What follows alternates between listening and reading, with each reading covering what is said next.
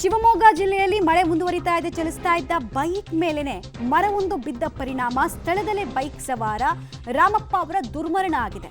ರಾಮಪ್ಪ ಅವರಿಗೆ ಕೇವಲ 23 ವರ್ಷ ವಯಸ್ಸಾಗಿತ್ತು. ಬೈಕ್ನಲ್ಲಿ ಮನೆಗೆ ತೆರಳುತ್ತಾ ಇದ್ದಾಗ ಈ ಅವಘಡ ಆಗಿದೆ. ಹಾದಿಗಲ್ಲು ಸಮೀಪದ ಮೀನುಮನೆ ಕೊಪ್ಪದಲ್ಲಿ ಘಟನೆ ಆಗಿರೋದು. ಶಿವಮೊಗ್ಗ ಜಿಲ್ಲೆಯ ತೀರ್ಥಹಳ್ಳಿ ತಾಲೂಕಿನ ಮೀನುಮನೆ ಕೊಪ್ಪದಲ್ಲಿ ಅವಘಡ ಸಂಭವಿಸಿರೋದು. ಚಲಿಸ್ತಾ ಇದ್ದಂತಹ ಬೈಕ್ ಮೇಲೆ ಬೃಹತ್ ಮರವೊಂದು ಅಕೇಶಿಯಾ ಮರ ಬಿದ್ದಿದೆ ಅನ್ನೋದು ತಿಳಿದು ಬರ್ತಾ ಇದೆ. ಇನ್ನೊಂದು ಕಡೆಗೆ ಅರಣ್ಯ ಇಲಾಖೆ ಅಧಿಕಾರಿಗಳು ಸರಿಯಾಗಿ ಕೆಲಸ ಮಾಡಲಿಲ್ಲ. ಮತ್ತೆ ಯಾವ ಮರದ ಬುಡ ಗಟ್ಟಿ ಇಲ್ವೋ ಅಂಥದನ್ನ ತೆರವುಗೊಳಿಸೋದ್ರ ಬದಲು ಇಂತಹ ಅಪಾಯಗಳಿಗೆ ಕಾರಣ ಮಾಡಿಕೊಡ್ತಾ ಇದ್ದಾರೆ ಅನ್ನೋದು ಗ್ರಾಮಸ್ಥರ ಆರೋಪ ಆಗ್ತಾ ಇದೆ. ಕಾವೇರಿ ಕೊಳ್ಳದಲ್ಲಿ ನಿರಂತರವಾಗಿ ಮಳೆ ಆಗ್ತಾ ಇದೆ. ಹೀಗಾಗಿ ಕಾವೇರಿಯ ಉಗಮ ಪ್ರದೇಶವಾಗಿರುವಂತಹ ಭಾಗಮಂಡಲದ ತ್ರಿವೇಣಿ ಸಂಗಮ ಮತ್ತೆ ಮುಳುಗಡೆಯಾಗಿದೆ. ಭಾಗಮಂಡಲದ ನಾಪೋಕ್ಲು ರಸ್ತೆ ಮೇಲೂ ಕೂಡ ಕಾವೇರಿ ನದಿ ನೀರು ಹರಿತಾ ಇದೆ.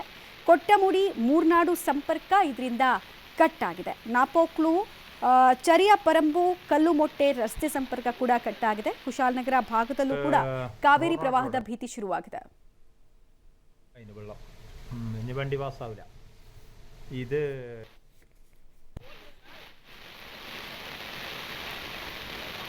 ಭಾಗಮಂಡಲದ ತ್ರಿವೇಣಿ ಸಂಗಮ ಮತ್ತೆ ಮುಳುಗಡೆ ಆಗಿದೆ. ನೋಡಿ, 15 ದಿನಗಳ ಅಂತರದಲ್ಲಿ ಮತ್ತೆ ಮುಳುಗಡೆ ಆಗ್ತಾ ಇರೋದು.